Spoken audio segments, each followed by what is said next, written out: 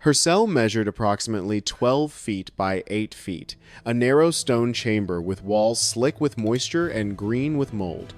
A thin straw mattress lay on the floor beside a wooden table, 2 chairs, and a chamber pot. One candle provided the only light. The ceiling was so low she could touch it standing. But the most devastating feature of the cell was not its size or its dampness. It was the presence of 2 armed guards who sat inside the cell with her at all times, day and night, watching her every movement without pause. The committee had installed a folding privacy screen in one corner, a cruel illusion of modesty that provided no actual privacy whatsoever. The guards sat on their chairs in the opposite corner and watched her through the gaps. Watched her sleep. Watched her dress. I watched her use the chamber pot. Watched her bleed through her clothes. For 76 days between August 1 and October 16, Marie Antoinette existed under constant surveillance in that 12 by 8 foot cell. There was not a single second, not even in the deepest part of night, when she was not being observed by men who reported her every word and gesture to the Committee of Public Safety. This was not security. This was systematic psychological torture designed to strip away every last vestige of privacy and autonomy, to reduce a human being to an object under perpetual examination. According to multiple accounts from guards and officials who saw her during this period, Marie Antoinette's physical deterioration was rapid and shocking. Her hair, which had been brown with threads of gray, turned completely white, a stress-induced condition now known as Marie Antoinette syndrome, caused by extreme psychological trauma that damages hair follicle pigmentation. She suffered from severe hemorrhaging, possibly from uterine cancer or stress-induced complications, and bled through her undergarments repeatedly. She had to request rags from guards who stared at her with no trace of sympathy while she attempted to maintain basic hygiene behind the useless folding screen. She ate almost nothing. The food provided was intentionally meager, but even that she could barely force down. She grew skeletal. Her skin took on a grayish pallor from the lack of sunlight and fresh air. At 37 years old, witnesses later testified she looked like a woman of 60. Her teeth loosened from malnutrition. Her hands shook constantly, but she maintained a rigid posture during the day, sitting for hours perfectly still at the wooden table, staring at the stone wall with a blankness that disturbed even the hardened Revolutionary Guards assigned to watch her. At night, when the single candle flickered low and she thought perhaps the darkness might hide her, the guards still heard her soft sobs breaking through the silence, her voice cracking as she whispered her son's name over and over, Louis Charles. Louis Charles. It was a prayer to no one, a mother's grief with nowhere to go, contained within 12 feet by 8 feet of damp stone and the unblinking eyes of men who documented her suffering for the committee's records.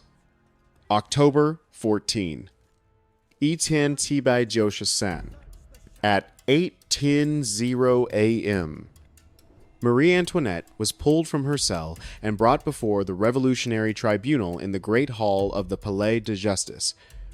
The trial was not justice, it was theater.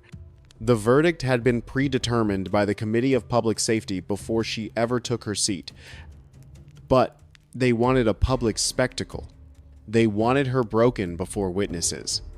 They wanted her destroyed and documented so history would record her as the monster their propaganda required. The courtroom overflowed with officials, journalists, and citizens hungry for spectacle. The prosecutor, Antoine Fouquier-Tinville, began reading the charges: treason against the Republic, conspiracy with foreign powers, Austria, financial corruption, military plots to restore the monarchy. Marie Antoinette responded with a calmness that surprised even her enemies, denying the fabricated accusations while refusing to grovel or beg. Then, Fouquier-Tinville played his final, most venomous card. He called a witness, Jacques Hébert, a radical journalist and member of the committee.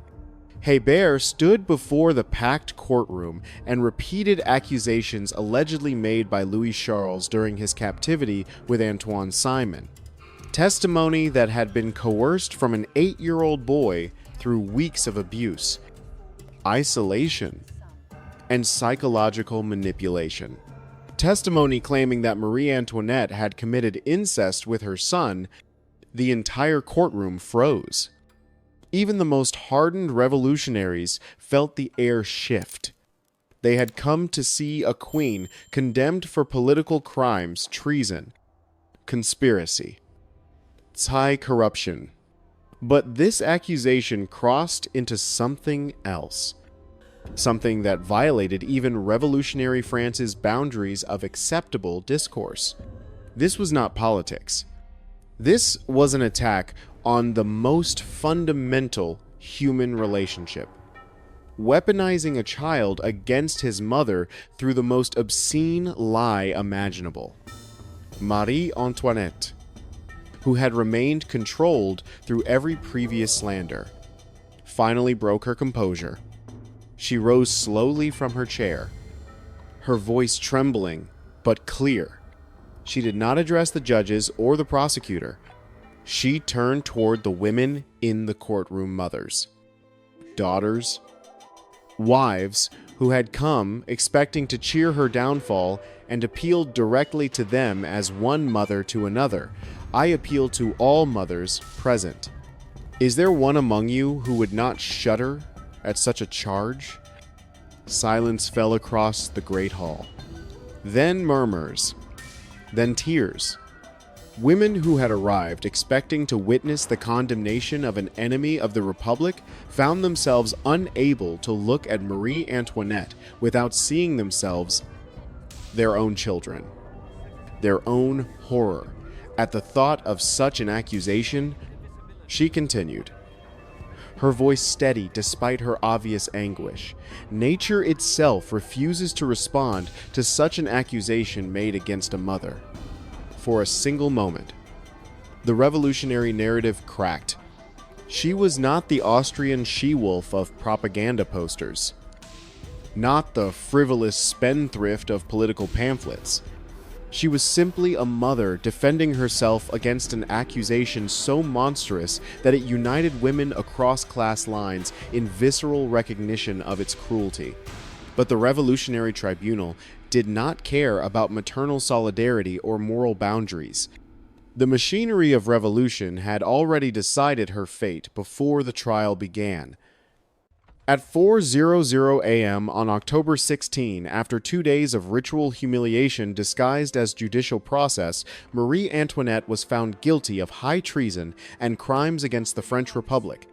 The sentence, death by guillotine, to be carried out later that same day. They allowed her a few hours alone in her cell before execution.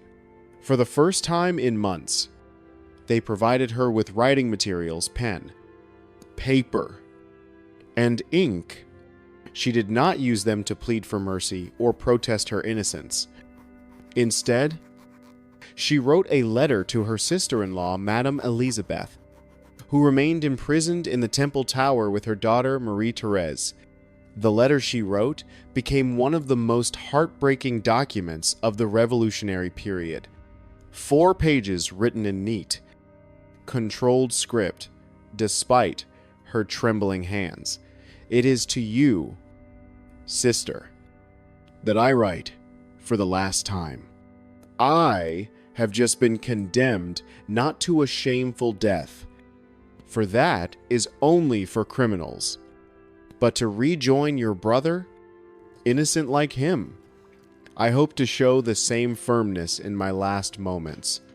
She asked Elizabeth to care for her children. She begged Louis Charles never to seek vengeance for his parents' deaths. She forgave those who had condemned her. She signed it simply, Marie Antoinette. Then came the cruelest twist. The guards confiscated the letter immediately.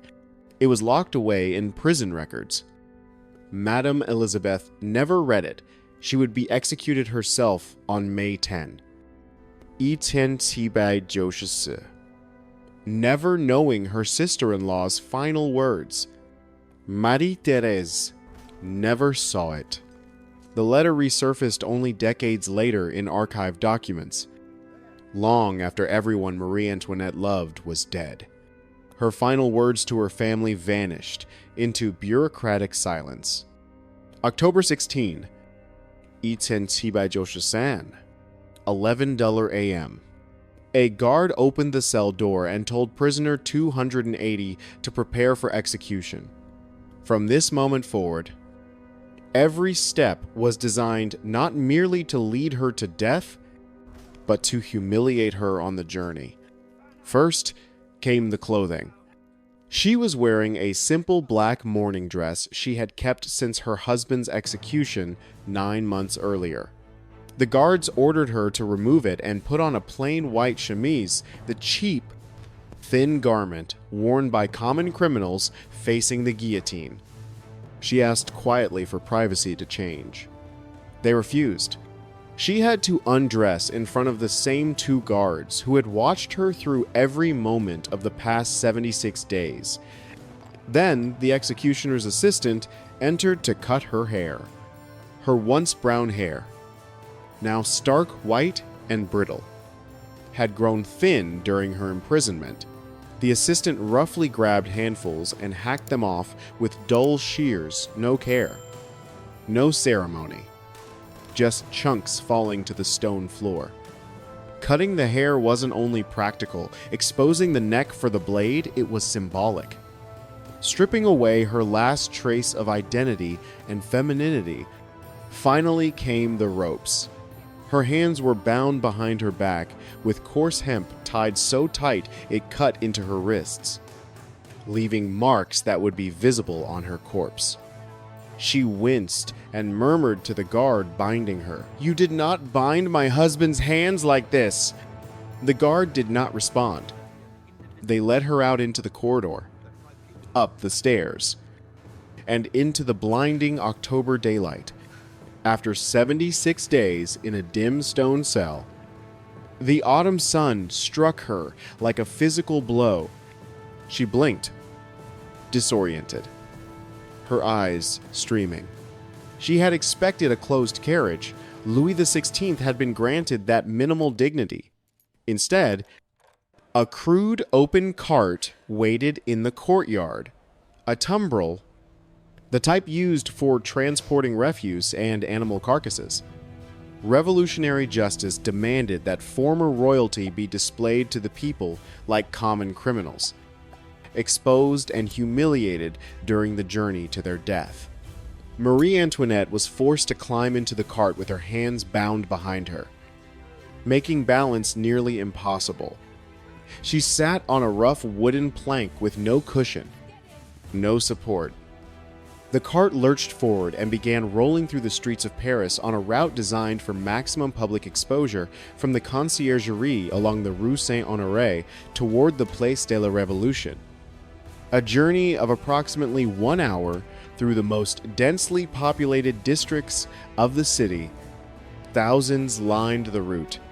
Men, women, children pressed together to witness the fall of the former queen. They screamed insults. They jeered. They threw refuse. Some followed the cart for blocks, pointing and laughing and spitting. But Marie Antoinette did not react. She sat upright on the rough plank despite her bound hands. Her jaw clenched. Her face drained of color, but her spine straight. She refused to look down. She refused to weep. She stared ahead toward the scaffold she knew was waiting. A man leaned out of a window near the Rue Saint-Honoré, sketching her with obsessive focus.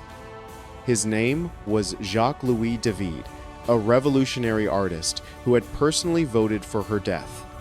His drawing survives in the Louvre, a gaunt, hollow-eyed woman with white hair, cropped short, sitting rigid in the tumbrel, refusing to surrender her dignity even in the cart meant to strip it away. At 12:15 p.m., the cart stopped at the Place de la Révolution. The guillotine towered above the crowd, a wooden frame approximately 4 meters high, stained with dried blood from the morning's earlier executions. The crowd erupted as she stepped down from the tumbrel. Her legs shook, but she climbed the scaffold steps unaided.